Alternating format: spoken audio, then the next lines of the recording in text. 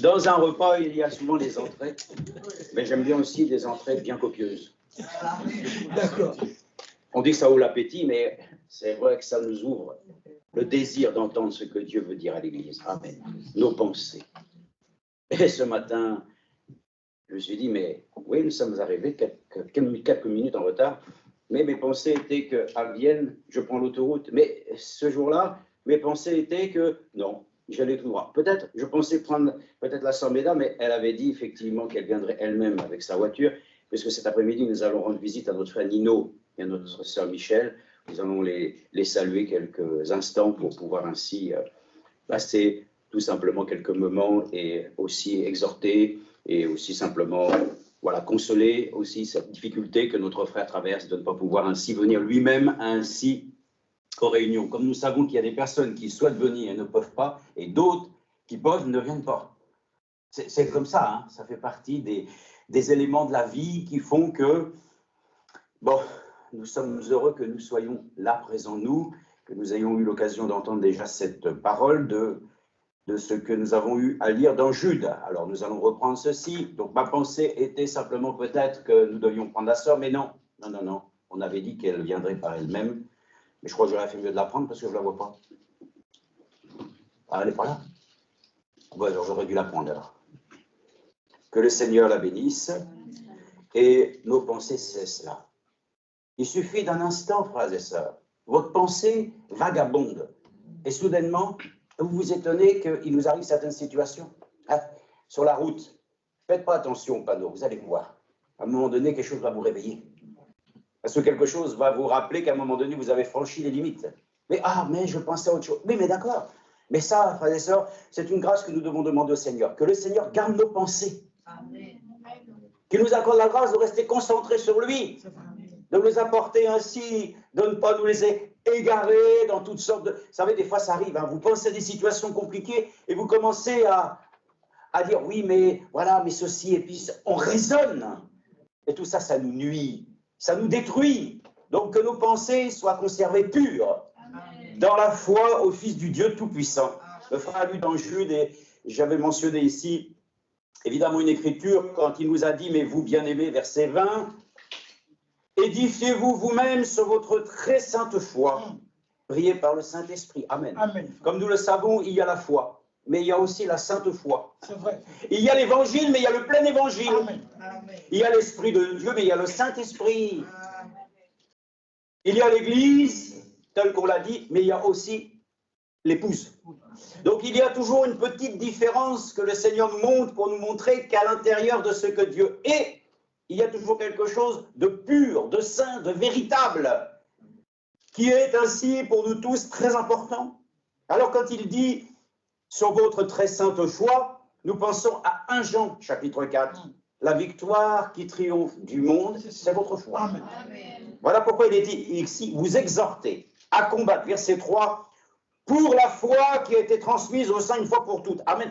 Regardez, la foi, elle est liée à un combat.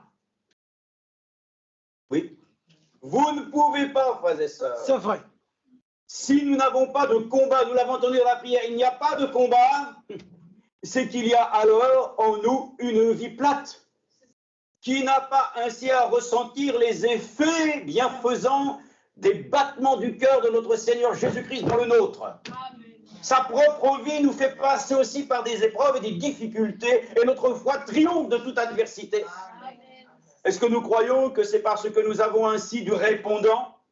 Non, nous n'avons pas de répondant concernant même des situations sur lesquelles nous sommes tout étonnés de voir qu'il arrive telle et telle chose. Je l'ai dit hier, notre pays prend des décisions, elle met dans la Constitution ce qu'elle veut, mais Dieu lui a déjà consigné dans sa parole tout ce dont nous avons besoin. Alors ne nous laissons pas éloigner de ce que Dieu lui a souhaité pour chacun d'entre nous et ce que les hommes ont décidé. C'est leur choix, mais ton choix et mon choix, c'est de considérer ce que Dieu dit. Il y a un combat pour la foi. Mais la foi, le frère l'a dit, la foi a été donnée aux saints une fois pour toutes. Amen. Et la foi est un don. Et nous remercions que tout don parfait nous vient d'en haut. Amen. Encore une fois, tout ce que Dieu nous donne vient de lui. Amen. Tout ce que les hommes peuvent nous proposer ne seront pas parfaits, mais tout ce que Dieu nous donne est parfait. Amen. Ainsi donc, le frère l'a dit, et nous pensons aussi à la parole d'Hébreux 11, que nous connaissons tous, la foi est une ferme assurance. Amen. Amen. Donc, si nous voulons ainsi considérer que nos pensées ne peuvent rester fermes que lorsque nous considérons que nous avons foi en ce que Dieu dit. Amen. Amen. Sinon, nos pensées, elles vont divaguer. C'est normal, nous allons partir de droite et de gauche. Nous allons commencer à penser que, des fois même pendant le culte, on écoute, puis d'un seul coup, tiens, c'est vrai, au fait, il y a quelque chose là, tiens, ouais, ça divague. Mais nous avons besoin que le Seigneur nous touche par son esprit. Amen. Amen. Parce que quand l'Esprit de Dieu nous touche, nos pensées deviennent ses pensées. C'est vrai. Ses voix deviennent mes voix. Mais quand ce n'est plus lui qui m'accorde la grâce de me laisser ainsi soumettre à sa bienveillance, c'est moi qui conduis mon existence. Alors c'est ça la tragédie. Hein. Un chrétien, sa tragédie, c'est qu'à un moment donné, il sorte du chemin. Mais nous le savons, nous sommes prédestinés dans son amour, et Dieu lui-même sait très bien que tous les raccourcis que nous voulons prendre, le Seigneur sait nous retrouver. Jean Branham disait toujours, nous devons toujours retourner au carrefour, là où nous avons ainsi obliqué, où nous avons ainsi souhaité, peut-être pensant que c'était mieux pour nous. Mais Dieu lui-même a un chemin, et quoi qu'il advienne, nous devons retourner sur le chemin. Et nous devons pouvoir marcher sur le chemin, car lui-même il est le chemin. Il est la vie, il est tout pour nous. Alors nous remercions le Seigneur que nos pensées donc soient concentrées sur lui ce matin. Et nos pensées se portent comme l'Écriture le dit. Vous savez, les femmes, elles doivent avoir leurs pensées sur qui? Sur leur mari. Ça gêne ou on a un doute?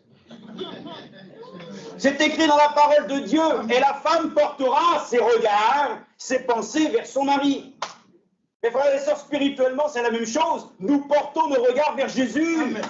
Qui suscite en nous la foi, Amen, et l'amène à sa perfection. Nous voulons porter nos regards vers notre époux. Amen. Vous allez dire, mais c'est pas nouveau. Mais il n'y a rien de nouveau ce matin. C'est simplement le fait que nous puissions réaliser à nouveau que Frère Branham lui-même, dans sa voiture, avait, c'est ce qu'il dit, il avait une photo. Il avait la photo de sa femme sur, ainsi, le devant du pupitre. Et il disait, quand il voyait certaines choses dans la rue, et qu'il voyait que ce n'était pas de bon genre, alors il regardait à la photo de sa femme. Voyez-vous? Et c'est comme ça que nous voyons aussi dans l'Ancienne Alliance, quand, c'est qui déjà, qui devait avoir ainsi un cheptel de brebis tachetées? C'était Jacob. Jacob. Jacob, donc lui-même, vous savez ce qu'il faisait? Il savait que les choses étaient dans sa personne en train de bouger. Et Frère Branham le dit lui-même. Et il dit même qu'il s'est imprégné de ce qu'il souhaitait et qu'il désirait.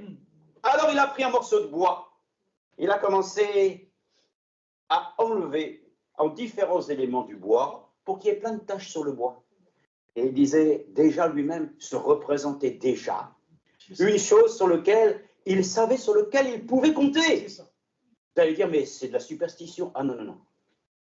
Je voudrais dire un mot sur la superstition ce matin. Souvent, des fois, les enfants de Dieu veulent aller au-delà de ce que Dieu a fixé comme limite. La Bible dit, si nous avons des secrets que nous voulons avoir, le mieux, c'est de pouvoir s'entretenir avec le Seigneur dans sa chambre. C'est un lieu secret, amen, c'est la Bible dit. C'est un lieu secret. L'ennemi, il est là, il voudrait s'immiscer, essayer de savoir ce qu'il en est. Non, il y a des choses, écoutez, je vais vous le dire, moi et ma femme, on dit des choses intimement, vous ne le saurez jamais. C'est vrai. Il y a des choses sur lesquelles nous nous entretenons avec le Seigneur. Mais il y a des choses que nous pouvons communiquer les uns pour les autres, il n'y a pas de problème.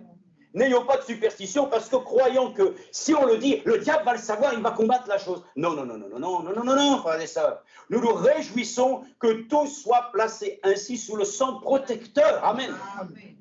Donc il y a des choses sur lesquelles, si nous disons, ah, nous allons aller à Krefeld le mois prochain, par la grâce du Seigneur. Non, non, ne dis rien, l'ennemi va. Donc réjouissons-nous quand même. Amen. Et n'ayons pas de superstition. Soyons reconnaissants, au contraire, nous annonçons les choses et nous pouvons même prier pour cela. J'étais malade, j'ai rien dit parce que j'avais peur que l'ennemi, il ajoute encore. Comme ça, on ne sait pas que tu es malade, on ne peut pas prier pour toi non plus, alors. Non, frère et sœurs, pas de superstition dans la maison de Dieu. Ces histoires-là, je les ai connues quand j'étais jeune, hein, et c'était toutes sortes de choses sur lesquelles ça vient du malin. La superstition, c'est de croire qu'à force qu'il va t'arriver quelque chose de mal, tu vas le recevoir. Moi, je crois, frères et sœurs, et ce n'est pas de la superstition, que Dieu m'a fait des promesses, je crois que Dieu me les accordera. Amen. Mais la superstition, c'est de croire qu'il va t'arriver des malheurs. Et que tu penses que simplement... Non, frère et sœurs, oh là, moi j'étais jeune, je savais. Il y avait des endroits, non, si je passe là, ça ne va pas être bon. Si aujourd'hui, je mets un gilet de cette couleur-là, avec ce temps-là, ça va me nuire. Toutes des choses comme ça que le diable, voyez-vous, nous met dans la tête. Ça, ce sont de mauvaises pensées. Mais la chose que nous voulons, c'est la pensée du Seigneur. Amen. En lui, je suis libre. Amen. Je suis libre et je n'ai rien à craindre de particulier. Amen. Par contre, je sais très bien que lorsqu'il y a un chemin qui est particulièrement dangereux, moi, je ne m'y aventure pas. C'est vrai. Si tu veux t'y aventurer, le frère l'a dit dans son introduction, si on se met dans des situations soi-même, il faut en porter les conséquences. Donc nous sommes heureux que ce matin, nous souhaitons trouver auprès du Seigneur, voilà, la voie de la tranquillité. Amen. Lui-même, vous savez qu'il y a sur la Lune, il l'appelle, ainsi c'est un grand espace, il l'appelle la mer de la tranquillité. C'est là que les astronautes se sont posés. Remarquez, ça ne peut pas être autre chose que là-bas, parce que la tranquillité là-bas, c'est un astre mort, hein. Il n'y a rien là-bas. Hein. Donc, évidemment, pour être tranquille, c'est tranquille. Hein. Il n'y a même pas de son, il n'y a rien. Mais nous sommes là, ici, et Dieu nous parle. Nous sommes dans la tranquillité. Mais Dieu nous parle, nous entendons les choses que Dieu veut nous communiquer.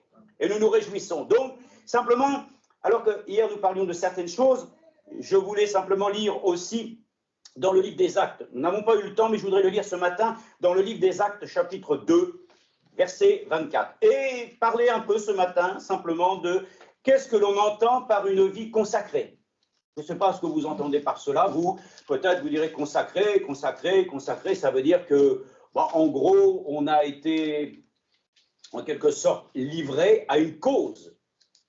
Celle de pouvoir ainsi voir le Dieu Tout-Puissant nous accorder la grâce de devenir un de ses sujets. Oui, c'est pas mal comme... c'est très très bien. Mais la consécration consiste en quelque chose de précis. On n'est pas consacré simplement pour être là des objets de parure. Dans l'Église, nous sommes des êtres vivants. Et par cela même, nous allons voir comment frère Franck est intervenu au sujet de ce qu'il a mentionné concernant la cité de Sion. Vous avez entendu? Nous l'avons dit hier. Nous aimons la ville de Sion, c'est Jérusalem. Et nous aimons ainsi les murailles de Jérusalem. Nous aimons ainsi les pierres qui forment ainsi le saint édifice. Mais lui-même nous a montré qu'aujourd'hui, le temple a été détruit. Et beaucoup de personnes pensent simplement que, voilà, ils regardent au passé et pensent que Dieu lui-même va reconstruire le temple avec les choses qui sont en ruine. Non, le Seigneur lui-même rebâtira son temple avec de nouvelles pierres. Voilà pourquoi lui-même, il a dit de nous-mêmes que nous sommes selon 1 Pierre, que nous sommes nous-mêmes des pierres vivantes. Donc dans l'Église, nous sommes des pierres vivantes. Et chaque pierre qui a formé ainsi la grande et merveilleuse cité et qui a aussi été établie pour construire le temple, ont des pierres qui ont été consacrées pour que puisse ainsi se construire un temple à la gloire de Dieu. Vous allez me dire, oh, des pierres, mais tout était ainsi consacré à Dieu. Même les outils, les ustensiles devaient être consacrés à Dieu. Donc tout ce qui a été fait était consacré pour lui. Mais pourquoi? Pour le service. Amen.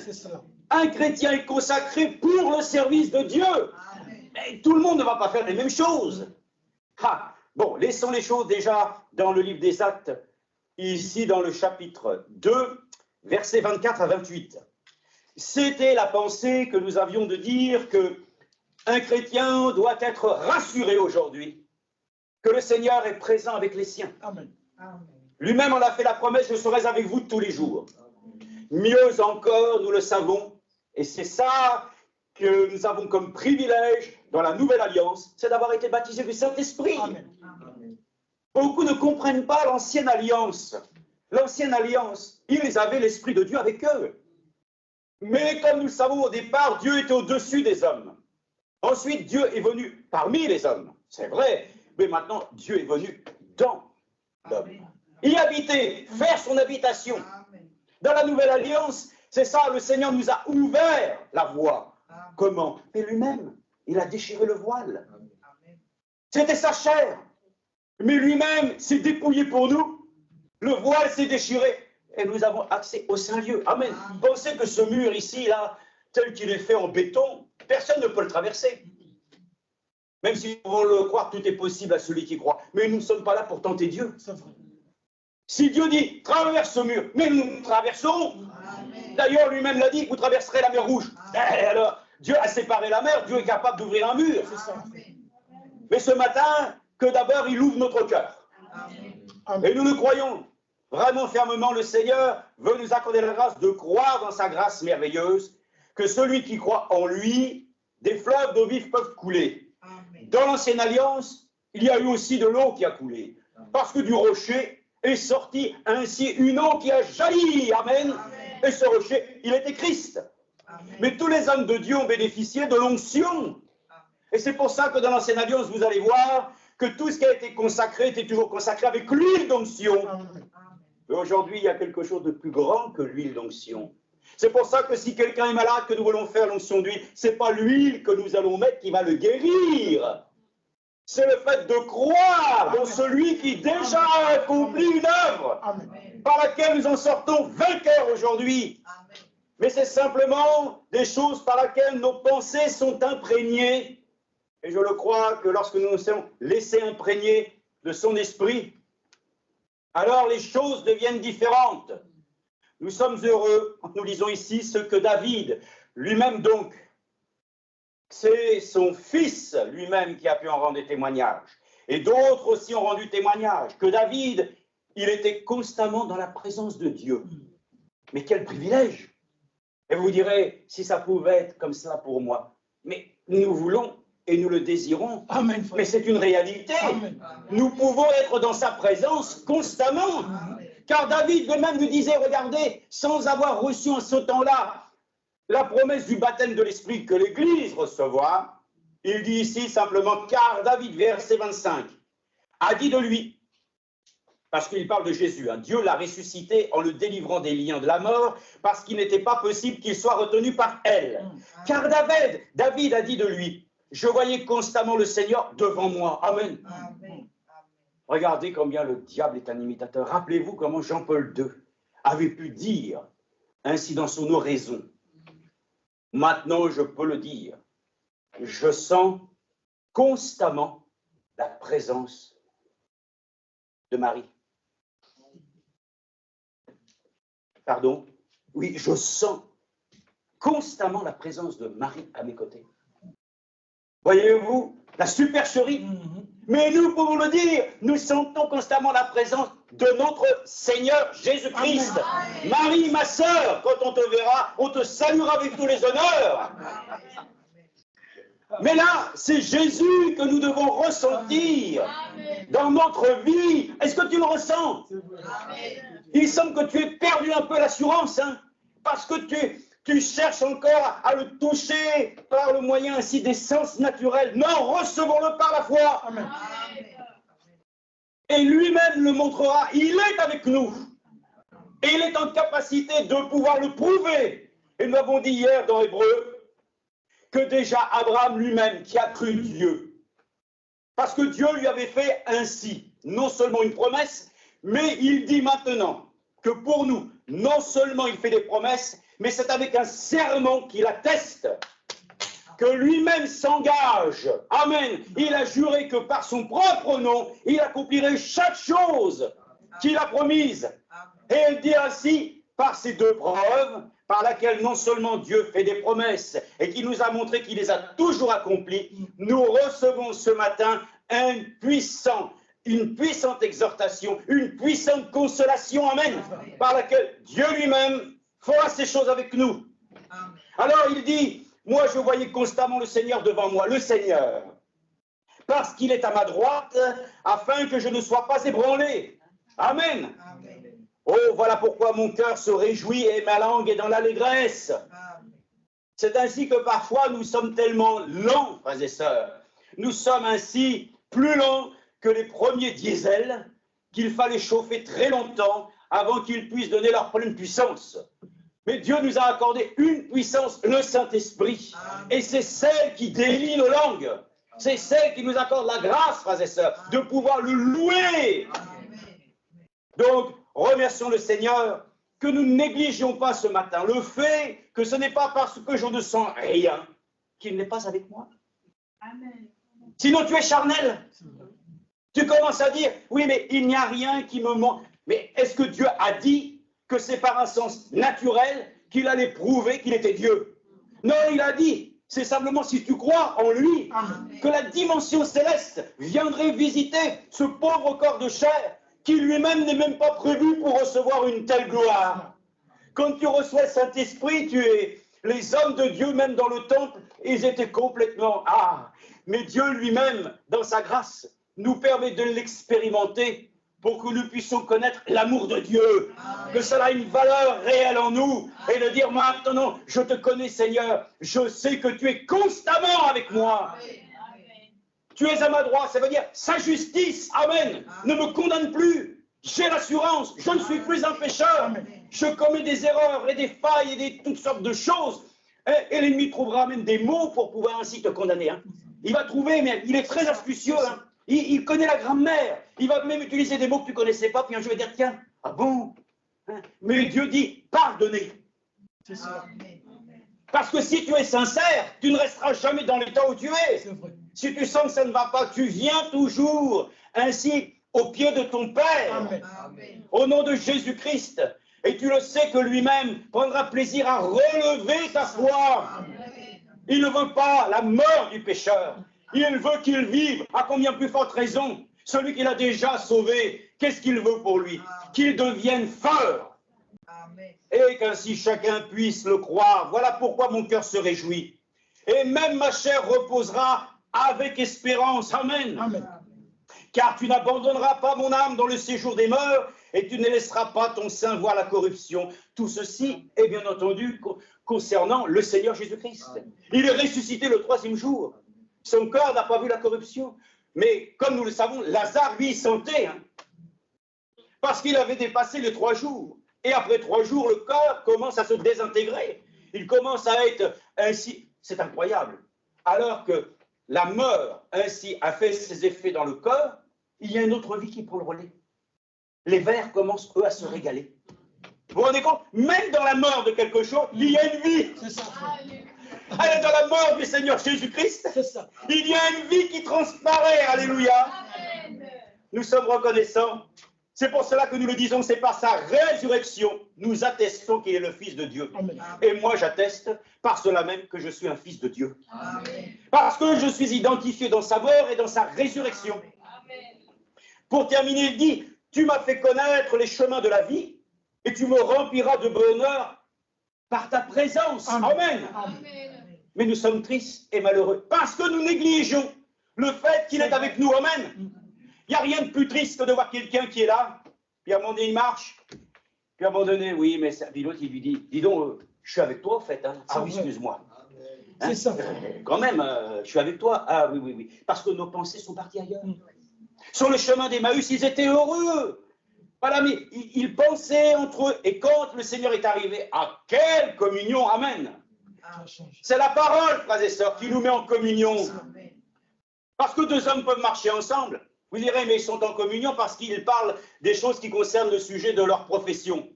Oui, mais nous parlons ainsi de communion par l'Esprit du Seigneur. Amen. Et ce qui nous unit ensemble, c'est lui-même. Amen. Sinon, pour le reste, nous sommes comme tout le reste des hommes.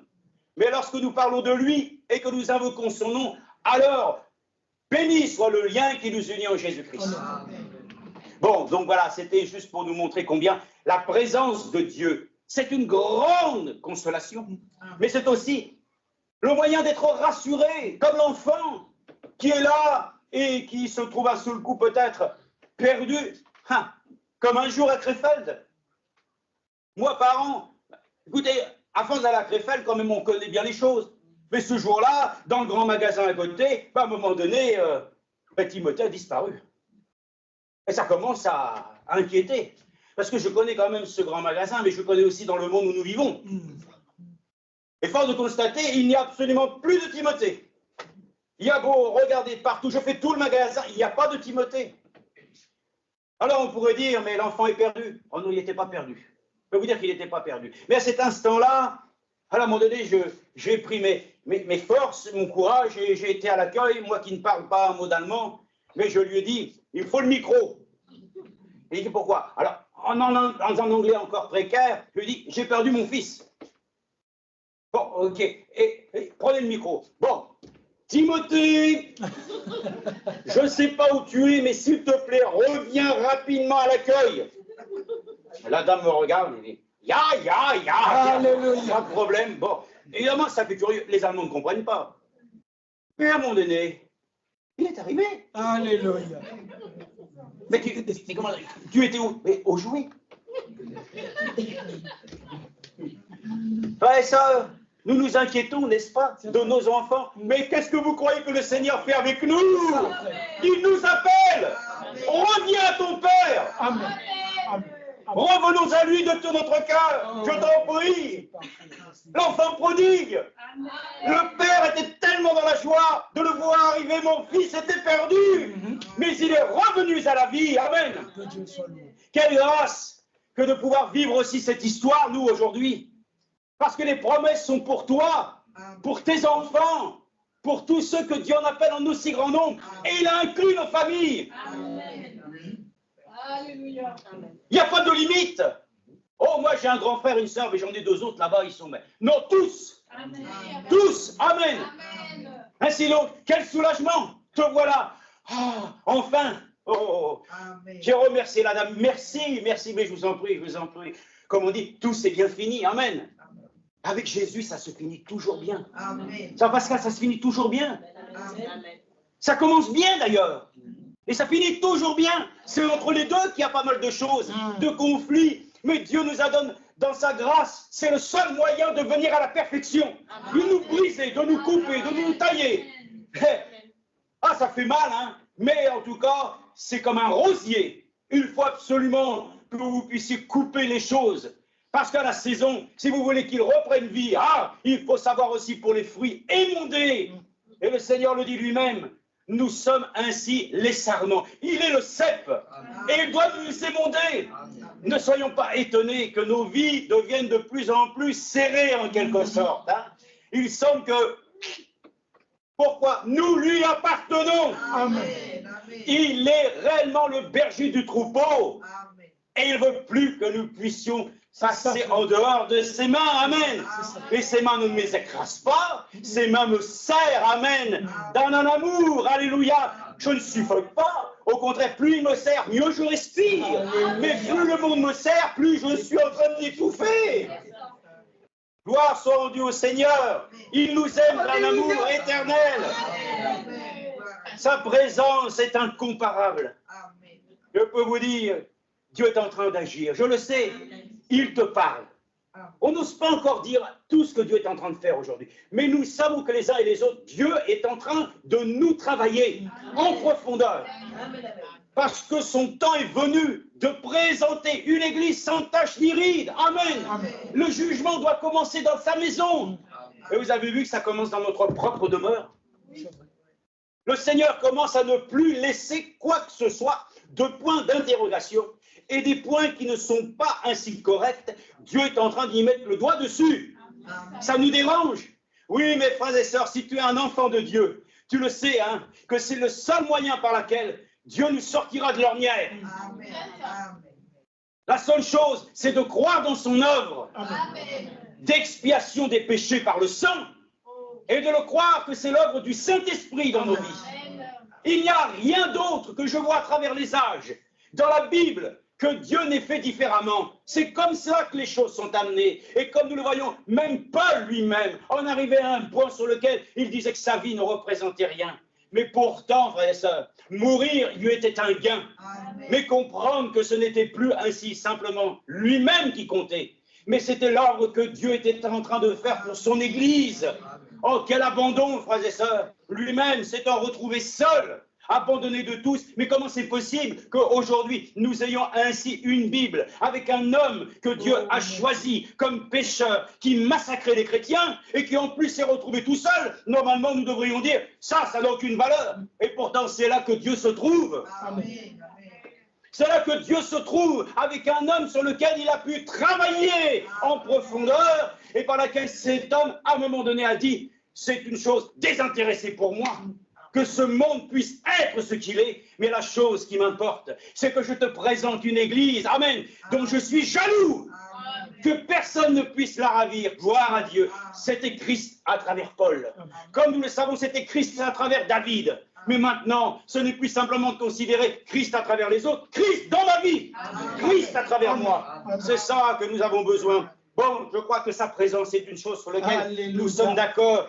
Nous avons tellement besoin de réaliser qu'il est en toi. Mais quelque chose a étouffé sa voix. Peut-être que ce sont les tracas de la vie, comme nous l'avons entendu, peut-être ainsi des oppressions.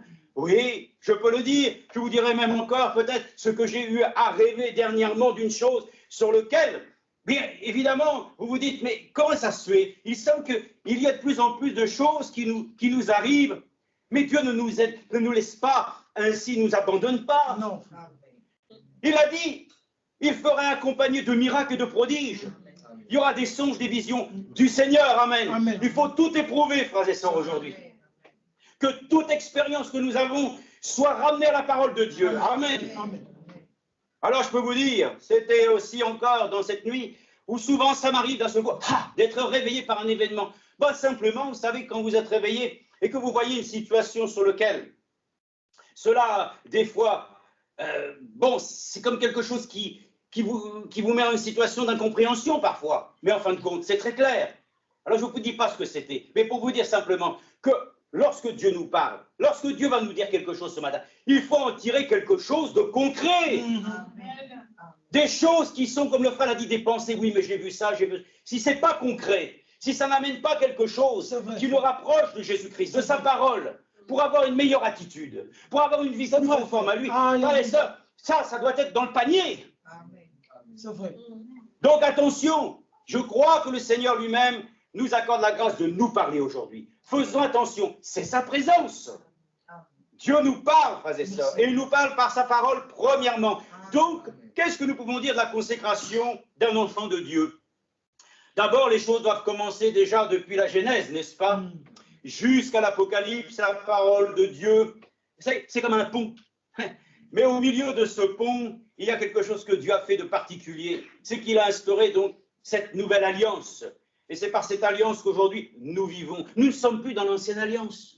Nous ne vivons pas ainsi avec la loi. La loi est accomplie. Et cette loi s'accomplira dans ta vie, dans ma vie. Amen. Si tu laisses le Seigneur lui-même, par son esprit, vivre cette écriture. L'écriture est vivante. Hein.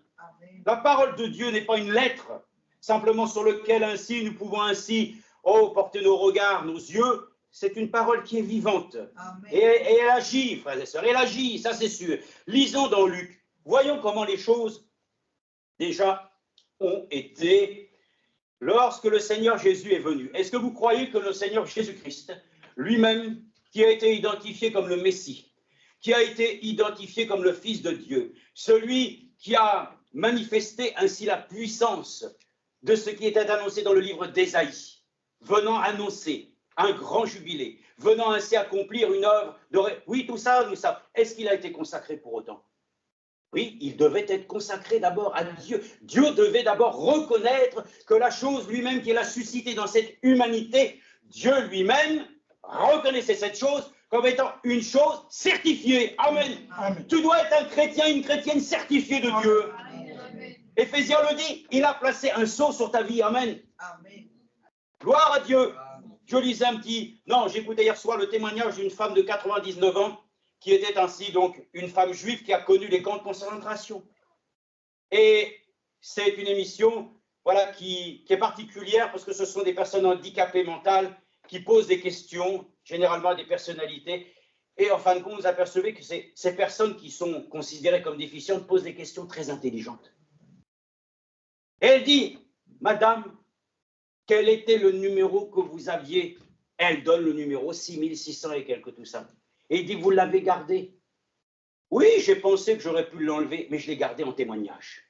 Le témoignage que j'ai été ainsi de ceux qui ont été dans la Shoah. Bon, très bien. Mais nous, Dieu a mis un sceau. Personne ne va voir ainsi le sceau de Dieu comme ça. Hein?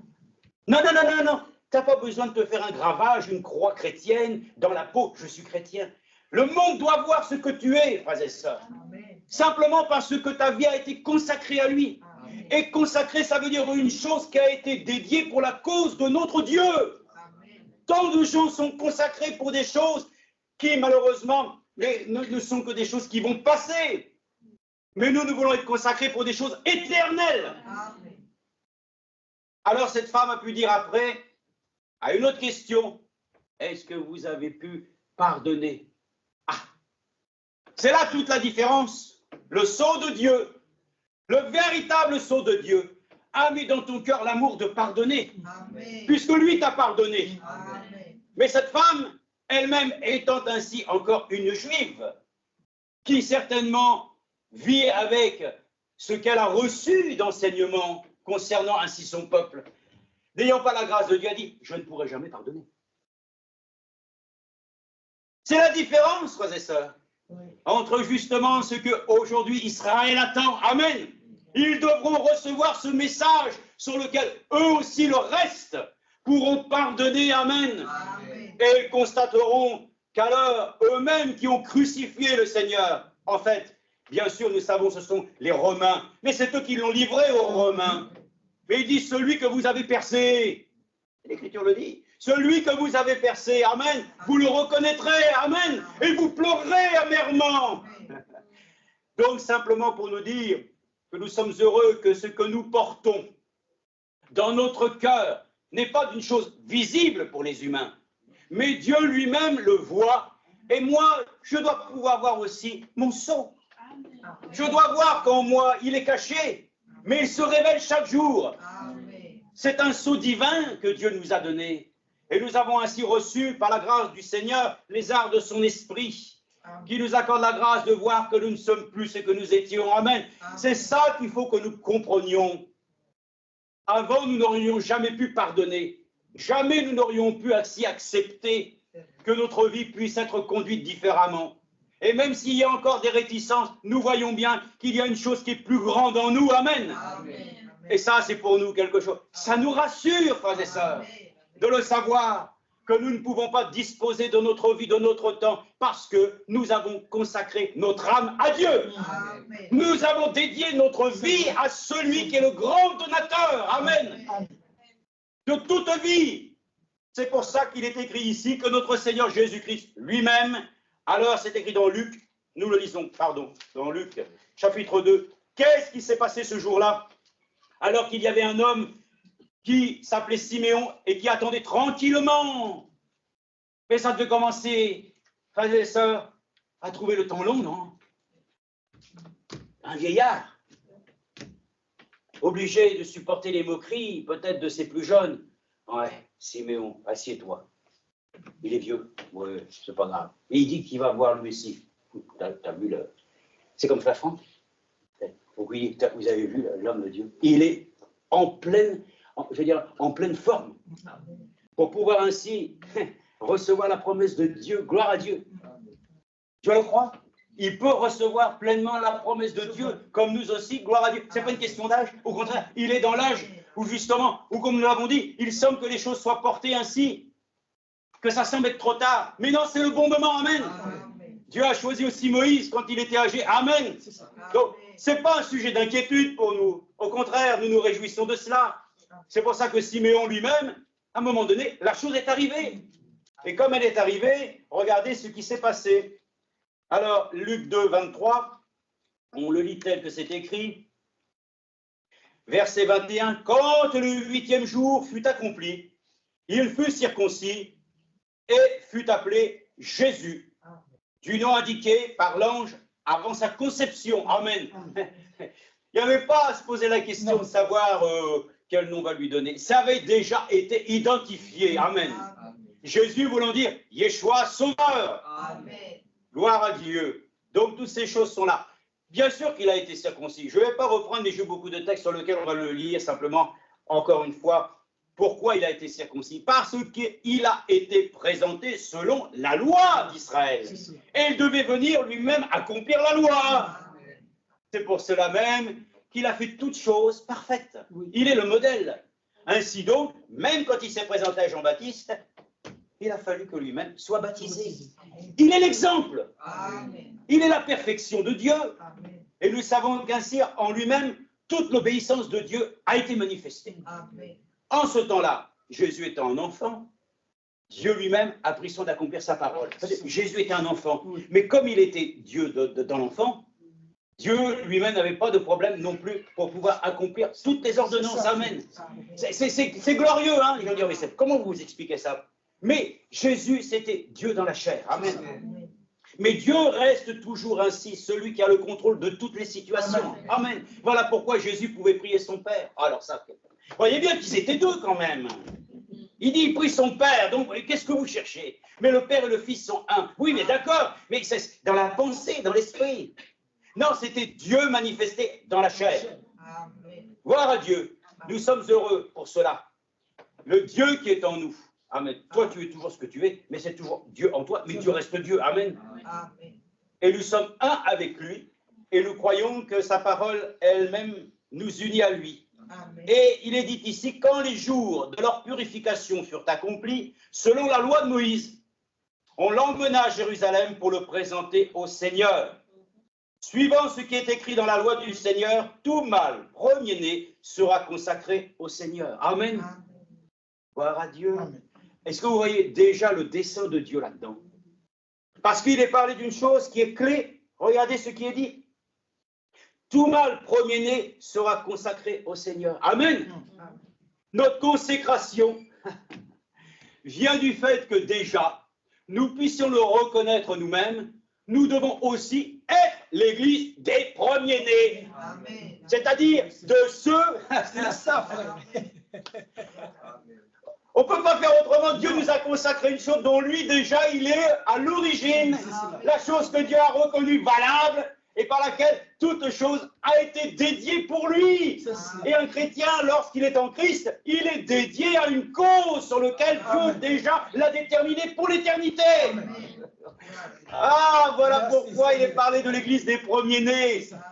Parce que là, vous allez voir toutes les consécrations, toutes les choses qui ont été faites dans l'ancienne alliance. Toutes ces choses que les hommes ont essayé de faire par leurs propres moyens. Voilà pourquoi nous l'avons dit hier. Les hommes dans l'ancienne alliance, ils juraient. Ils juraient par laquelle ainsi ils s'engageaient.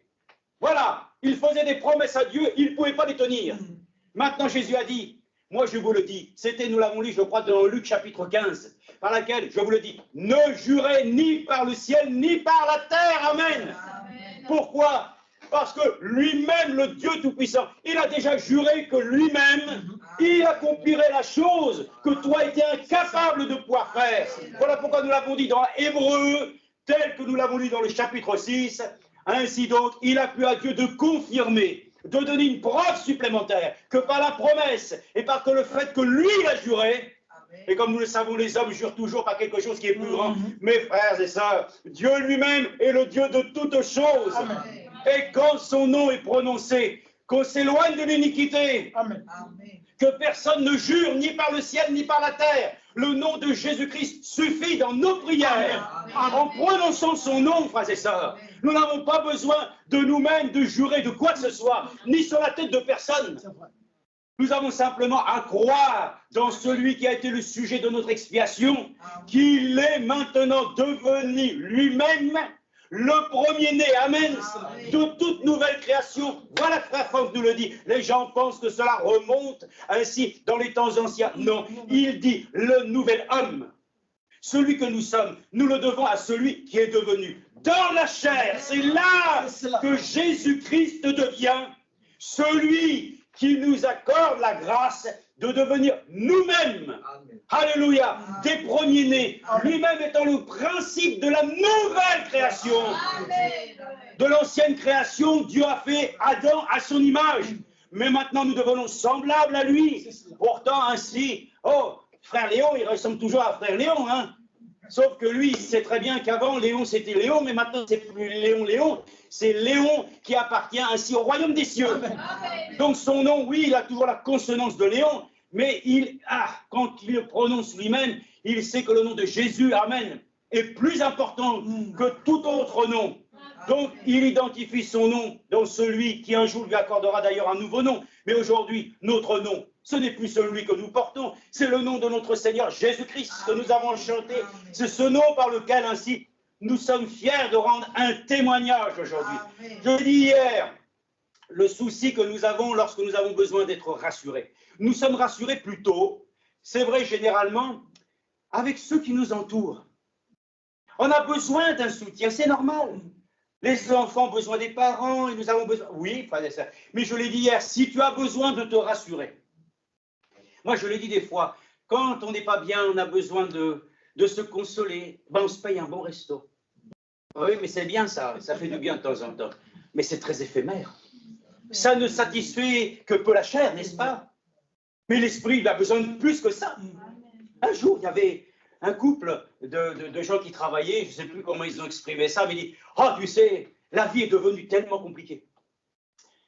Que ma femme et moi, on rentre le soir et on est fatigué, énervé, stressé.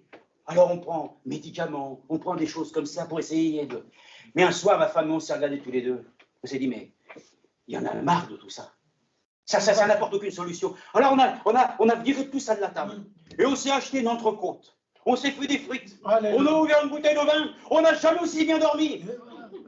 Ça, que Dieu soit loué. Mais ça aussi, frères et sœurs, ce n'est que pour une chose qui réellement va consoler pour un temps. Mais nous avons besoin de plus que cela. Voilà pourquoi Dieu a dit, je vous enverrai le consolateur. C'est plus pareil. C'est ça, frère. Je ne dis pas un bon repas, c'est bien, mais ce n'est pas une solution en soi. Certainement pas l'alcool. Oh non, non, non, non, non. C'est une illusion, la drogue est une illusion qui détruit. Mais ce que Dieu donne, c'est la vie, et la vie en abondance. Amen. Amen. Donc nous sommes heureux, soyons consolés par des choses qui nous consolent. Qu'est-ce qui peut nous consoler? Le témoignage de Jésus-Christ. Amen. Et quand tu l'entends de ton frère, de ta soeur, de ce qu'il a fait, mais comment tu sens ainsi en toi pousser des ailes? Parce que tu sais que cette chose-là, si elle est pour l'autre, mais Dieu lui-même l'a dit, elle est aussi pour toi. Voyez-vous, on doit se consoler par les saintes paroles, parce que la Bible dit, la Bible nous a été donnée afin d'être une consolation de tout ce qui nous est relaté, pour nous dire, oui c'est vrai, ah là là, si tu regardes alors simplement, frères et sœurs, à toutes les difficultés de Job, c'est une bonne chose, mais tu dois considérer le plan de salut dans toute son intégralité. Je vois ainsi comment Dieu lui-même a appelé Job, comment il l'a amené dans une situation de grande détresse, mais je considère la fin de Job. Considérez la fin de Job. Amen. Et voyez combien Dieu lui-même, alléluia, l'a relevé et lui a même... Et c'est là, attendez, parce que là, il faut quand même qu'on comprenne la consécration et l'histoire qui est liée au premier-né. Vous savez que déjà dans l'Ancienne Alliance, il y avait aussi une grande promesse, car Billy va nous dire ce que c'était cette promesse. Cette premier-né, ce premier-né, c'était quoi la promesse? Le droit d'aînesse. Amen. Oh, mes frères et sœurs, le droit d'aînesse, c'est terminé, ça. Mais en Jésus-Christ, nous avons un droit d'aînesse. Mais ce droit d'aînesse n'est plus réservé simplement au premier de la famille, parce que vous savez que c'était quoi? En fait, sans rentrer dans le détail, mais c'est ce que le Seigneur avait décrété. Mais c'était simplement l'image des choses qui allaient arriver avec Jésus. Amen. Et il dit simplement, le premier dans une famille, qu'est-ce qu'il avait? Il avait le droit d'aînesse. Et il y avait Ésaü qui était un brave guerrier. Moi, j'ai compassion de lui. Vous savez, je vais vous dire, Ésaü, je l'aime bien. Il y en a qui diront là-haut, j'aimerais bien voir Frère Branham et tout. Moi, j'aimerais bien voir aussi Ésaü. Je dirais, bien, ton histoire m'a apporté beaucoup. Parce que nous, dans notre vie, c'est ce que nous avons eu à batailler. de garder notre droit d'aînesse. Et ce droit d'aînesse qui était réservé au premier-né, lui le pauvre, dans sa faiblesse, il l'a vendu pour un plat de lentilles. Et nous savons que son frère lui-même a rusé pour pouvoir ainsi s'octroyer un droit qui ne lui était pas. As-tu compris aussi que moi, j'avais aucun droit? C'est ça, frère. Nous n'avions aucune promesse, nous, aucune loi, rien pour nous. Que c'était l'image même que Dieu allait faire la chose, que toi qui n'avais absolument rien à prétendre d'être béni par le fait que Jésus-Christ soit le premier-né. Donc, celui par lequel la promesse est octroyée, nous puissions nous-mêmes recevoir l'héritage. Et quelle grâce! Dieu a-t-il rusé? Non, mais il a confondu les hommes. Il est venu, il s'est révélé dans la simplicité, les hommes complètement confondus, voyant qu'ainsi, un Dieu Messie qui vienne dans un état aussi délabré, ça ne peut pas être lui. Si, c'était lui. C'était lui. Et la promesse, frères et sœurs. Ah, quelle était la promesse pour les premiers-nés?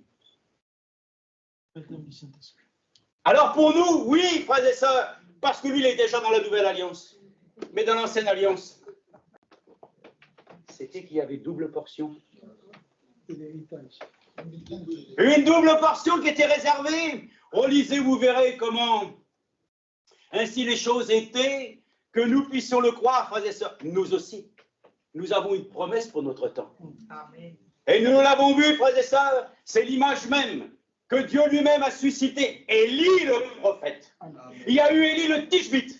Mais nous avons ici Élie le prophète pour notre temps. Amen. De la même que Élisée lui-même a reçu une double portion. Amen. Et que nous avons reçu en qualité de prophète un prophète, nous aurons notre double portion. Amen. À condition d'être identifiés dans l'église des premiers-nés. Amen. Dont lui-même, il est le premier. Voilà pourquoi le premier Adam qui est venu était malheureusement charnel, car les Écritures nous montrent, et dans Romains, cela est expliqué par Paul, que d'abord, les premières choses qui viennent ne sont jamais spirituelles.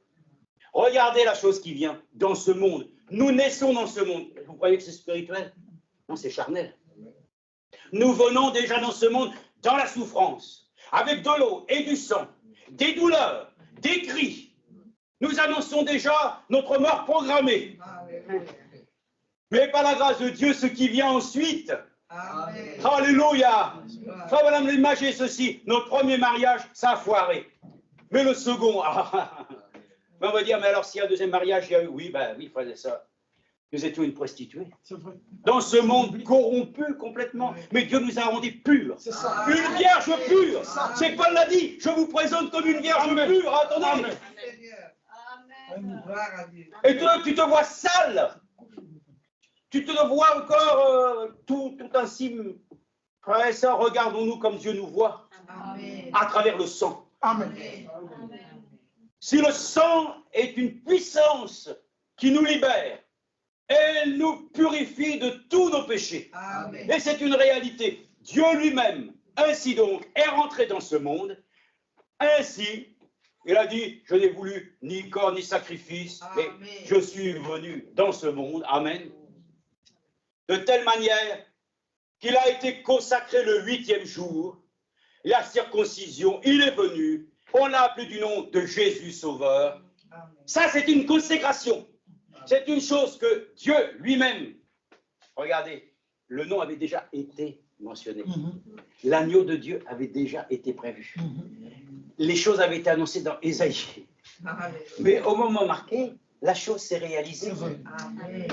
Qu'est-ce que tu as besoin de t'inquiéter? Nous sommes venus dans cette existence nus, nous repartirons nus. Mais par contre, là, nous rentrerons avec le cœur plein de grâce que Dieu nous a faite. Mais nous sommes venus dans cette existence. Mais Dieu lui-même avait déjà vu que nous serions nous-mêmes déconsacrés pour Dieu. Comment les gens pensent que c'est eux-mêmes qui doivent... Regardez dans l'Ancienne Alliance. Les gens pensaient que c'était eux-mêmes qui pouvaient.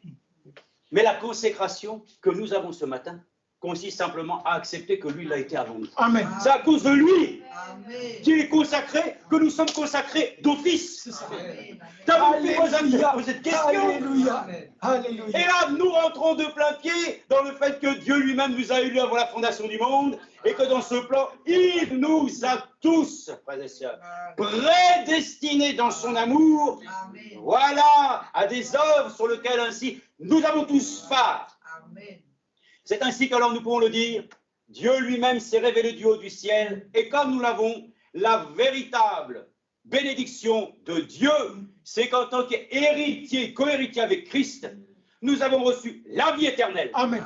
Nous avons reçu son bon esprit. L'adoption, frère. Il est avec nous de telle manière que cet instant que nous avons ce matin atteste que j'ai un droit fondamental. Amen. C'est d'avoir une constitution dans le ciel, amen, où il n'y aura pas besoin d'y marquer ainsi que l'avortement est une chose sur laquelle Dieu va pouvoir ainsi l'accepter. Lui, il dit simplement, la seule chose dans ma constitution, j'accepte que moi, je sois mort pour tous ceux qui ont péché, amen, et je vous donne la vie éternelle. Amen. Donc, encore une fois, remercions-le, notre constitution est dans le ciel. Dieu a écrit d'avance toutes les choses dont nous sommes rendus aujourd'hui participants dans sa nature divine. Et nous pouvons le dire ici, il a été consacré, comme nous l'avons ici. Tout mâle premier-né sera consacré au Seigneur. Amen. Amen. Voilà pourquoi l'histoire est merveilleuse. Que quand nous voyons Abraham qui va partir avec son fils, vous avez entendu dernièrement comment les choses ont été dites. Frère Franck a exprimé. Où est-ce que Abraham avait offert réellement le sacrifice? Et elle dit, aujourd'hui, ce n'est absolument pas là où il y a effectivement l'adoration chez les islamistes. Il y a un autre endroit, frères et sœurs. C'est pour ça qu'il y a deux mosquées là-bas, quand vous allez à Jérusalem. Il y a la mosquée El-Aqsa et la mosquée d'Omar. Et cet endroit-là, curieusement, est fermé, il est privé. Et cet endroit-là, parce qu'ils estiment que eux, c'est là que Dieu a offert, effectivement, non pas Isaac, mais Ismaël, ça c'est évidemment pour eux. Hein. Mais cet endroit-là, frères et sœurs, Dieu l'a consacré aussi. Pour que le temple soit reconstruit, amen. Même s'il y a des choses qui sont venues les souiller, Dieu l'a consacré depuis le départ, amen. C'est pour ça que toi aussi, tu étais déjà consacré avant, amen. Alors, que tu sois payé par la souillure, que tu sois passé par la destruction, que tu es en état de ruine, l'homme de Dieu nous a dit, ne regardez pas aux ruines, c'est-à-dire ne regarde pas à ta vie passée, regarde maintenant, tu es une nouvelle pierre que Dieu a consacrée, et nous sommes une pierre dans l'édifice, c'est le corps de Christ. C'est ça son église. Tu es une nouvelle pierre, c'est voilà, il faut le lire dans la pierre, je crois, parce que le Seigneur le donne. Dans 1 Pierre chapitre 5, je crois, nous allons le lire ensemble, pour que nous disions ce matin d'un même cœur, que si tu ne loues pas le Seigneur, Dieu va faire crier les pierres. Oh ben non alors! Dieu n'a pas besoin de cailloux ce matin. Non. Si ton cœur, il est dur comme de la pierre, lui-même, il peut le rendre, amen, suffisamment, je dirais, doux, pour qu'il puisse encore y semer sa parole. Alors, je crois que c'est dans ce passage, 1 Pierre, chapitre 5, en tout cas je l'ai marqué, Pierre vivante. 2, Voilà, merci beaucoup, beaucoup, beaucoup. Que Dieu vous bénisse. Dites-le encore plus fort, 2 Pierre. 1 Pierre. Ah, 1 Pierre 2, voilà, d'accord, 1 Pierre 2, c'est ce que je pensais. Donc voilà ce qui est dit ici. Rejetez donc toute méchanceté, 1 Pierre 2, et toute fraude, l'hypocrisie, l'envie et toute médisance, et désirez comme des enfants nouveau-nés, alléluia, Amen. le lait non frelaté de la parole. Amen. Vous savez ce que ça veut dire frelaté? Il y a des années en arrière, j'étais beaucoup plus jeune, mais ça m'avait marqué. C'était un grand scandale qui a eu lieu. Il y en a encore aujourd'hui. Hein. Mais c'était ainsi une invasion de boîtes de sardines qui venaient de l'Espagne et qui a été toute frelatée. Le poisson était juste, Mais l'huile, c'était de l'huile de vidange de voiture. Vous rendez-vous compte? Des gens sont morts pour avoir consommé ces choses-là. Mais ça ne devait pas avoir bon goût. Hein. C'est ça, frelater. Frères et sœurs, nous ne voulons pas d'une huile frelatée ce matin. Nous voulons l'huile qui vient de la première pression. Alléluia. Voilà pourquoi, écoutez, quand vous allez à Gethsemane, vous savez ce que ça veut dire, Gethsemane? Ça veut dire olivier pressé. Alléluia. Vous rendez-vous compte qu'en tant que nouveau-nés, nous avons part à la première pression? Nous ne sommes pas un produit de seconde facture. Nous ne sommes pas ainsi, voilà, portant une robe de seconde main. Nous portons la robe, alléluia, que revêtit l'épouse de Jésus-Christ, de toute sa parole. Nous sommes devenus ainsi non plus simplement des sujets de sa majesté, comme on dit. Nous sommes devenus l'épouse du roi. Amen. Nous sommes devenus la reine Esther. Amen. Amen. Et nous sommes heureux parce que nous-mêmes, Esther a intercédé pour Israël et nous nous intercédons aussi. Amen. Amen. Non pas simplement pour ce peuple qui connaîtra en son temps, mais nous intercédons en faveur de tous ceux que Dieu a mis dans notre cœur, de les voir se tourner vers le Seigneur. Amen. Alors désirez comme des enfants nouveau-nés. Mais pourtant, vous allez voir, dans le contexte, nous parlons des nouveau-nés. Mais après, le Seigneur nous montre que quand tu t'es pleinement identifié dans cette église, pour que tu puisses connaître quelle est ta promesse, qu'est-ce qu'est ton héritage, et pourquoi tu obtiens cela, parce que lui-même, il est le principe de la nouvelle création, le nouveau-né, c'est-à-dire celui par lequel Dieu lui-même a consacré, amen, cette œuvre de rédemption dont tu es inclus. Qu'est-ce que tu veux de plus? Tu te laisses totalement conduire dans cette pensée. C'est ça, nos pensées doivent être incluses dans ce que tu es en train de faire. Donc nous sommes heureux parce que nous n'avons pas, donc ici, à ce que Dieu dit ensuite, que quand tu es devenu ainsi, donc cet enfant de Dieu, tu ne restes pas un bébé, tu grandis. Alors toute l'écriture te montre, il y a un processus de croissance. Mais bien sûr, nous l'avons entendu, la foi, c'est le socle. Amen. Mais tu restes avec un socle, c'est bien. Mais Dieu dit qu'il faut que tu bâtisses. Il faut bâtir. Et la foi, c'est le socle. Mais à ça, tu ajoutes la patience, la tempérance. Amen. Tout ce qui est lié jusqu'à pouvoir ainsi recevoir le scellement. Amen. Parce que la Bible dit que la nourriture pour des hommes faits, c'est la nourriture solide. Mais concernant cette image, comme Dieu lui-même, c'est ce que je vous disais, Abraham a offert son fils. Mais arrivé là-haut, qu'est-ce qui s'est produit? Nous le savons tous, l'histoire était que Abraham a déjà dit, « Père, où est le sacrifice ?» Dieu pourvoira. Jéhovah agirait. Et déjà, il avait dit, « Mais vous partez ?» « Oui, mais nous reviendrons. » Amen. Donc tout était déjà dit. Hein. Il savait qu'il reviendrait. Néanmoins, il a pris le couteau. C'est ça. Et alors, au moment qu'il allait ainsi égorger son fils, une voix, Sœur Evelyne, c'était pas un peu tard cette histoire? Au moment de prendre le couteau, que le couteau arrive à la gorge, c'est là que Dieu va parler. Qu'est-ce que tu as besoin d'attendre encore? Le pousser à bout. L'obéissance poussée jusqu'à l'abandon total de toute volonté humaine. Arrête! Mais ça ne s'arrête pas là. Parce qu'il y a cet instant-là, il a entendu quelque chose derrière. Vous avez entendu? C'était quoi? Non. Ce n'était pas un agneau, c'était un bélier. Afin que s'accomplisse l'écriture. Qu'il ait dit, un mâle. Et le bélier, c'est le mâle. Et pourtant, il se révèle comme l'agneau de Dieu. Un bélier, le mâle. Mais un agneau quant à son caractère, afin que Ésaïe chapitre 11 s'exécute. Que l'esprit qui viendrait, un esprit de compassion, de douceur, d'amour, un esprit qui ne contredit pas, un esprit qui ne commère pas. Amen. C'est pour ça, remercions le Seigneur, celui qui a le baptême du Saint-Esprit. Qu'est-ce qu'il a besoin d'avoir en lui le désir de commérer? Je ne sais pas si ça existe, enfin bon. Pourquoi pas? Mais une chose est certaine, celui qui vit en nous, amen, est plus grand que celui qui est dans ce monde. Et dans ce monde, on veut nous amener à haïr.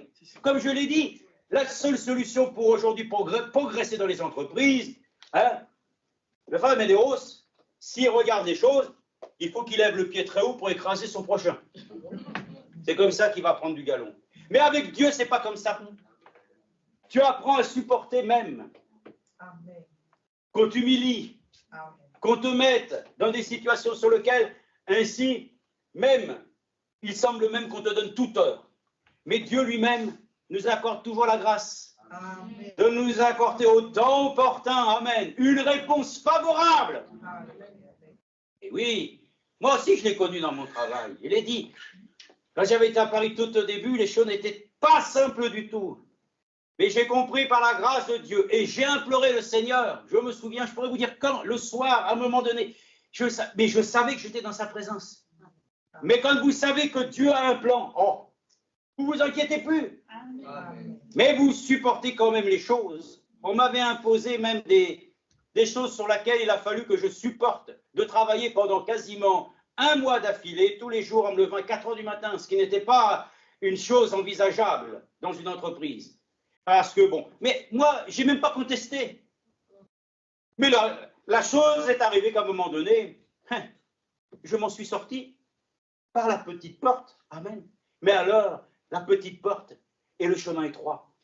Quelle gloire, frères et sœurs. Ah oui, parce que derrière ça, il avait un plan. Amen. C'est comme ça que j'ai pu connaître mon ami Gilles. Amen. Jusqu'à aujourd'hui. Au moins, il a été une fois très fait. Mais si c'est qu'une âme que Dieu a voulu. Alléluia. Et je crois, frères et sœurs, que Dieu l'accordera la grâce qu'il soit même parmi nous bientôt. Amen. Et puis que lui aussi, il tombe ainsi dans les eaux glacées du Rhône. Amen. Alléluia. Avec un vent impétueux. Alléluia. Là, Billy va dire, tu es parti dans tes pensées. Mais ce sont des pensées de paix et de joie que Dieu a mis dans notre cœur. C'est ça la différence. Ah! Moi, ma pensée, c'est que tu veux que cet homme soit sauvé. Amen. Parce que tu as l'amour. Alléluia. Et cette chose-là que Dieu nous a donnée, frères et sœurs, alors, elle est merveilleuse. Alors, approchez-vous de lui. Pierre vivante rejetée par les hommes, mais choisie et précieuse devant Dieu.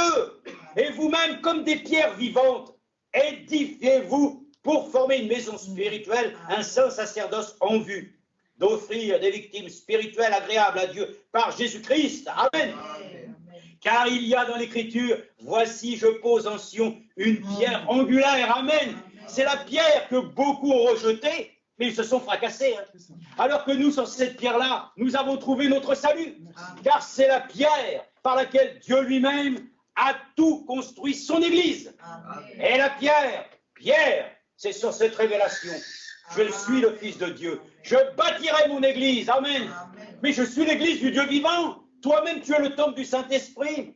Frères et sœurs, réjouissons-nous, car il y a dans l'Écriture, cette Écriture dit, voici, je pose en Sion une pierre angulaire choisie, précieuse, et celui qui croit en elle ne sera pas confondu. Amen. L'honneur est donc pour vous qui croyez. Mais pour les incrédules, la pierre qu'ont rejetée ceux qui bâtissaient est devenue la principale de celle de l'angle, et une pierre d'achoppement et un rocher de scandale. Amen. Et ainsi de suite. Nous avons vu aussi, là-bas, à Capernaum, la première synagogue, on dit que certainement le Seigneur et Pierre y étaient, dans cette synagogue. Et il y a cette pierre qui est là, effectivement, une pierre dont celui qui est le guide nous dit, voyez-vous, c'est ce qui est relaté dans la Bible, nous pensons que... Oui, d'accord, ok, bon. Si c'est simplement un caillou, non, c'était une image. Il dit, cette pierre est une pierre fêtière. Si on l'enlève, tout s'effondre. Gloire à Dieu. Enlevez cette pierre aujourd'hui, frères et sœurs. Votre édifice s'effondrera. Mais lui, ils ont dit, de toute façon, détruisez le temple, mais moi je le rebâtirai.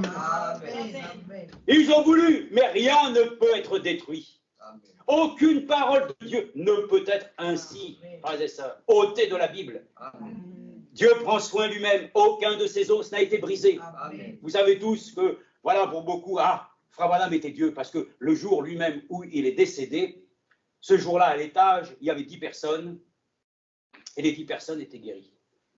D'accord. Ok. Et quand on a fait les radiographies, il n'y avait aucun os du corps de Frère Branham qui était cassé. Chose curieuse, hein. Il était Dieu. Non, non, non, non, non. C'était l'image simplement de ce que Dieu est en train d'accomplir pour notre temps. Mais l'homme reste l'homme. C'est pour ça que nous pourrions le dire ici. Nous voudrions vous dire, concernant le patriarche, David, il est mort. D'ailleurs, il y a encore sa tombe. Et je peux vous dire, c'est tout. Il y a encore sa tombe. Mais Jésus, la tombe, elle est vide. Amen. Il est ressuscité. Frère Branham ne vit pas dans mon cœur. Mais la parole qu'il a prêchée vit dans mon cœur. Amen. Amen. Et c'est pour ça que, frères et sœurs, la promesse que nous avons dans cet âge, bien sûr, nous savons que le baptême du Saint-Esprit a été répandu. Et celui qui croit recevra le baptême du Saint-Esprit. Mais c'est là que Frère Branham a dit que nous sommes dans le temps des faux oins et que nous devons nous assurer que ceux qui ont le baptême du Saint-Esprit, amen, ont reçu cet esprit, mais qui ont obéi aussi, frères et sœurs, à ce que Dieu lui-même veut oindre aujourd'hui pour que nous soyons manifestés comme cette Église, amen, de nouveau-nés. Donc ça nécessite de pouvoir nous laisser encore amener à l'obéissance de sa parole. L'onction, vous savez que l'onction c'est une chose merveilleuse. Par exemple, si quelqu'un a un don de l'esprit, si Dieu le oint, il va manifester ça. Amen. Maintenant, tu peux très bien avoir le baptême du Saint-Esprit, tu manifestes pas de don. Bon, ok. Mais ce qui est important, c'est que Dieu lui-même nous remplisse de sa vérité. Amen. Parce que l'Esprit de Dieu est l'Esprit de la vérité. Amen. Donc, ce qui est important, c'est ensuite, après, de le laisser agir. Amen. Amen. Au regard de ce que nous avons accepté de lui. C'est ça qui est merveilleux. Amen. Alors lui-même, non seulement qui t'accorde un baptême du Saint-Esprit, va renouveler l'Église. Amen. Voilà pourquoi nous attendons une pluie d'arrière-saison, ce que nous avons déjà reçu de Dieu, son Esprit. Dieu lui-même va nous accorder une telle puissance, une telle onction, amen, pour ceux qui sont restés ainsi fidèles à sa parole, amen, que nous allons recevoir, oui, frères et sœurs, la promesse de l'Église des premiers-nés. Nous allons être de ceux qui allons recevoir une double portion, amen. Amen. Ça vaut le coup. Alléluia. Ça vaut le coup, amen. J'aimerais lire, alors que le temps est arrivé déjà à son terme, que des fois nous pouvons négliger certaines choses et regarder une chose que Dieu nous dit dans sa parole, dans Deutéronome. Dans Deutéronome, et nous allons, oui déjà, nous accorder la grâce de prier le Seigneur, de nous en remettre à lui pour la nouvelle semaine, et de nous dire qu'ici dans Deutéronome 21, chapitre 17, il est dit une chose ici. Regardez.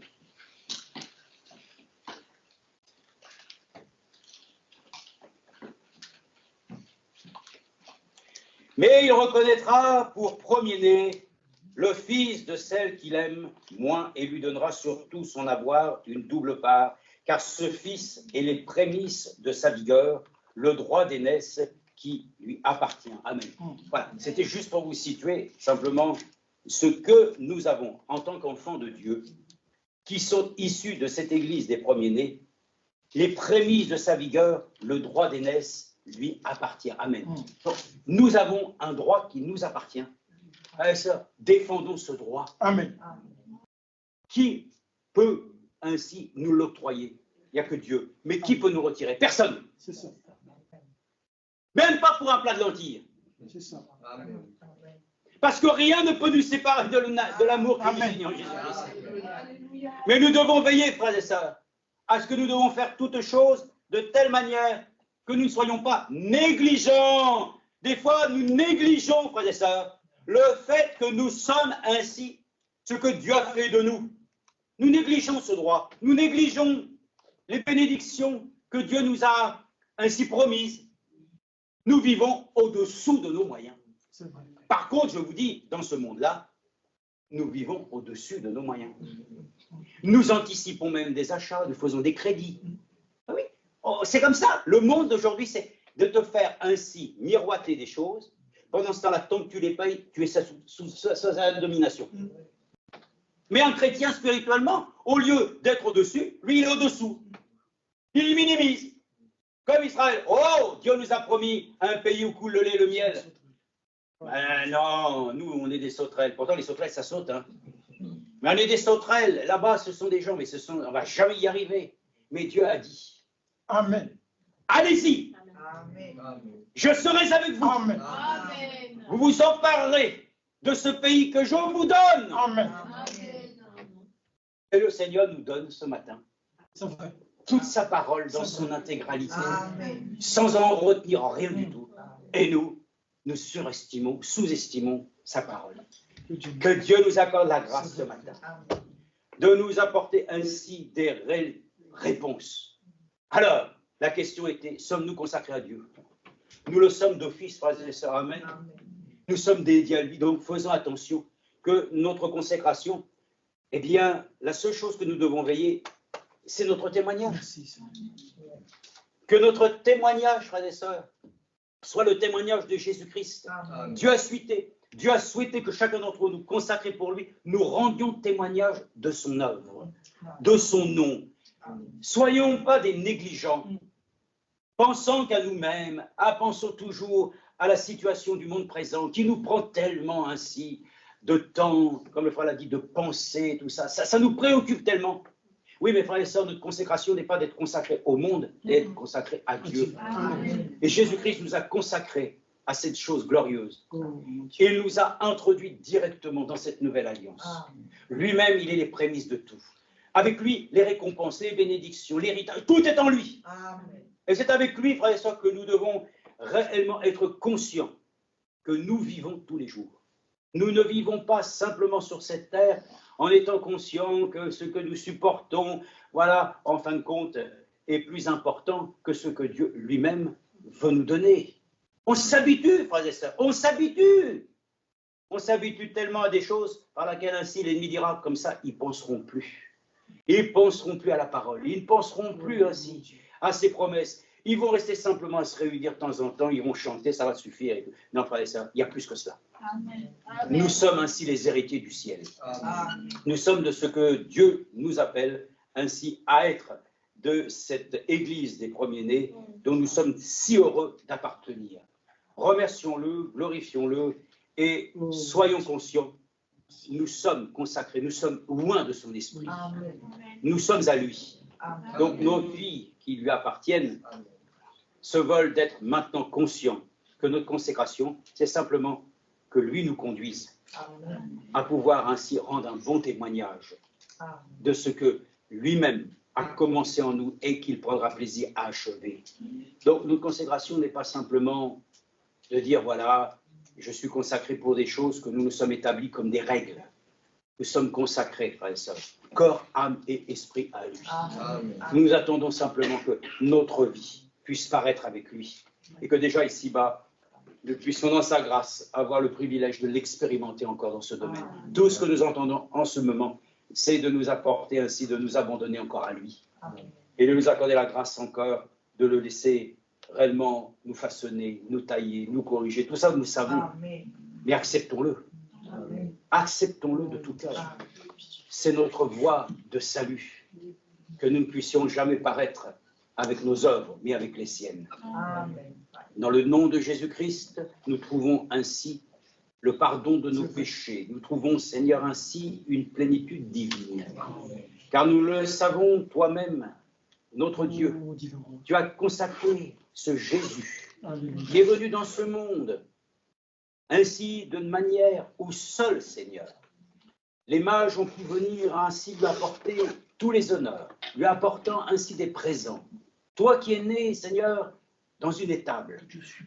Personne ne voulait faire cas de cette situation. Mais pourtant, c'est par cela même que tu as manifesté, Seigneur, ainsi ton amour, en nous accordant, Seigneur, de nous donner Jésus-Christ comme notre Seigneur et comme notre Sauveur, qui a été consacré. Et nous le savons, il a été consacré selon les règles du Nazaréen.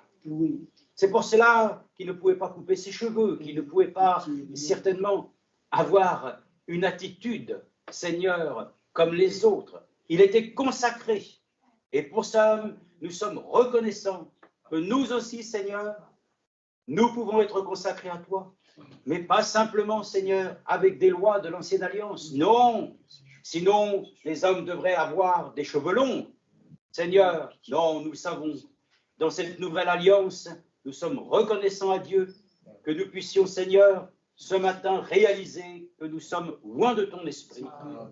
Et que par cet esprit, Seigneur, nous sommes dédiés à une cause glorieuse. Et nous n'appartenons plus au monde, nous sommes à toi. Alors, redonne-nous conscience, Seigneur, de notre position d'enfants de Dieu, de ce que nous sommes, Seigneur, sur la terre. Nous sommes des pierres vivantes. C'est vrai. Nous sommes des joyaux de ta couronne. Nous ne voulons absolument plus maintenant sous-estimer, Seigneur, l'impact de la révélation. Seigneur, tout est contenu, Seigneur, comme nous l'avons entendu dans la parole d'introduction. C'est la foi, Seigneur. Cette assurance par laquelle ainsi nous devons encore combattre, Seigneur, pour la victoire qui a été donnée au sein une fois pour toutes. Merci pour la victoire de Golgotha, c'est notre victoire. Merci pour ta consécration, c'est notre consécration. Merci, Seigneur, pour ta fidélité, c'est notre fidélité. Pour tout, Seigneur, en tout cas, de ce que tu nous accordes, nous te sommes reconnaissants de nous apporter maintenant cette assurance, de nous réconforter. Nous sommes, Seigneur, enfants de Dieu. Car notre esprit témoigne, l'Esprit de Dieu témoigne à notre esprit que nous sommes enfants de Dieu. Alors que nos pensées, Seigneur, soient animées. Seigneur, ô Dieu, de pouvoir voir les âmes sauvées. Qu'est-ce que nous avons besoin, c'est vrai, de nous préoccuper pour des choses qui vont passer, mais pour les âmes qui se meurent. Oh Dieu, donne-nous encore, Seigneur, de ce grand amour pour que nous puissions, Seigneur, avoir des prières sincères devant toi, qui montent au trône de la grâce et qui consistent, Seigneur, à te demander, Seigneur, sauve mes proches, sauve, Seigneur, délivre, Seigneur, selon ta promesse, tu nous l'as dit, nous avons un puissant encouragement. Tu as fait le serment par une promesse et par le fait que tu as juré toi-même, Seigneur. C'est pas un homme, c'est toi-même qui nous a, Seigneur, ainsi accordé la grâce de le dire. Ainsi à notre cœur, ce que tu dis, tu l'accomplis. Merci, Seigneur, de soutenir chacun dans son besoin. Nous le savons, Seigneur, les temps sont mauvais, mais Dieu est bon. Amen. Ainsi que tu puisses encore accorder de nous visiter, que ton onction soit sur tes enfants ce matin, que nous puissions sentir ta présence, que nous puissions voir alors en cet instant que, oh là là, tout ce qui est lourd devient léger, tout ce qui est souffrant devient guéri. Oui, Seigneur, tout ce qui est du tourment devient, Seigneur, oh, paisible. Tout ce qui est sujet d'inquiétude devient alors ferme dans la foi. Merci, Seigneur, de nous accorder tes riches et puissantes bénédictions. Dans le nom de notre Seigneur Jésus-Christ. Amen. Amen. Amen. Il y avait une chose que je voulais lire juste avant que nous puissions encore chanter. Dans les Corinthiens 11:7, c'est juste de manière à comprendre aussi notre attitude dans l'Église. Souvent, nous parlons pour les sœurs comment les cheveux longs sont un signe d'obéissance, bien sûr, mais lisons ce qui est dit aussi pour les hommes, de façon à ce que nous puissions comprendre que nous avons une attitude aussi, que nous ne faisons pas simplement parce que c'est un rite, parce que c'est une manière de faire. Non, non, non, non. C'est une manière que le Seigneur nous a demandé de pouvoir ainsi le faire soi-même. Donc c'est 1 Corinthiens 11:7. 1 Corinthiens 11:7. Il est écrit ici.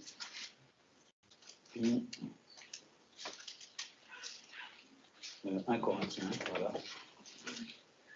1 Corinthiens 7, il est écrit ici. Alors, on peut relire. Tout homme qui prie, verset 4, et qui prophétise, la tête couverte, déshonore son chef.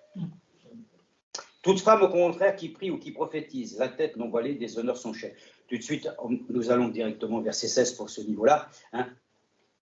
Si quelqu'un se plaît à contester, nous n'avons pas cette coutume ni dans les églises de Dieu. Mais il est dit, mais que c'est une... Ah voilà. La nature elle-même ne vous enseigne-t-elle pas que c'est une honte pour un homme de porter de longs cheveux, mais que c'est une gloire pour la femme d'en porter? En effet, la chevelure lui a été donnée en guise de voile. Amen. Amen. Voilà, donc, il n'y a pas besoin de se mettre quelque chose sur la tête. Vos cheveux longs témoignent que c'est le voile. Bon, ok. Ça, c'est clair. Et il est dit ici. Car si une femme n'est pas voilée, elle se coupe aussi les cheveux alors. Or, s'il est honteux pour une femme d'avoir les cheveux coupés ou d'être rasée, qu'elle se voile. Amen. Vous comprenez pourquoi d'ailleurs, après la Seconde Guerre mondiale, les femmes qui avaient collaboré, on leur rasait la tête. Justement, c'est un signe de déshonneur. Bon, ça c'était des choses sur que le monde a utilisées. Mais nous utilisons ces choses. Ben, mais maintenant, l'homme ne doit pas se voiler la tête, puisqu'il est l'image et la gloire de Dieu, tandis que la femme est la gloire de l'homme. Amen. En effet, l'homme n'a pas été tiré de la femme, et la femme a été tirée de l'homme. Amen. Voilà. C'est pour nous dire, donc, pour les hommes, c'est vrai, les frères, nous entrons ici. Nous ôtons les chapeaux, nous ôtons tout ce qui est sur notre tête pour donner gloire au Seigneur. Amen. Amen. Un jour, notre frère Franco me dit, j'étais arrivé à Krefeld, là, avec mon chapeau. Bonjour, voilà. Et après, il rentre dans l'église, et tout le monde l'a regardé. Et je ne comprends pas, dit. Et le frère, il fait, il avait oublié d'enlever le chapeau. Excusez-moi. Ouais, ça. Pour honorer le Seigneur, apprenons aussi donc à ne rien avoir sur la tête ici dans l'église, de façon à ce que nous puissions être conformément à la parole de Dieu avec les honneurs. Bien sûr, si vous voulez mettre quelque chose sur la tête, vous pouvez toujours mettre la kippa si vous voulez. Mettez la kippa dans la rue. Des fois en Israël, on la met, tout ça, ça ne pose pas de problème. Mais ici, ça va être un peu compliqué. Hein. Que Dieu nous accorde la grâce. Amen.